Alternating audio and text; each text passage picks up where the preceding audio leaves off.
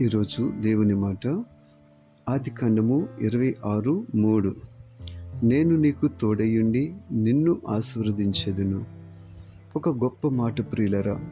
దేవుడు మనకు తోడై ఉంటే మనం ఖచ్చితంగా దీవించబడతాం. ఈ భూమి మీద మన జీవితంలో చాలాసార్లు భయంకరమైన అంధకారము కమ్మిన సందర్భాలు, భయంకరమైన కష్టాలు, భయంకరమైన పోరాటాలు, ఎలాంటి పరిస్థితి అయినా దేవుడు మనకు తోడై ఉండాలి. ఆయన అంటున్నాడు, నేను నీకు తోడై ఉండి నిన్ను ఆశీర్వదిస్తానని వాగ్దానం ఇస్తూ ఉన్నాడు. ఒక మంచి మాటను దేవుడు చెప్పాడు. మన జీవిత కాలంలో దేవుడు తోడై ఉండకపోతే ఎన్ని కలిగి ఉన్నా, ఎంత ఐశ్వర్యాన్ని కలిగి ఉన్నా అంతా శూన్యమే ప్రియులరా.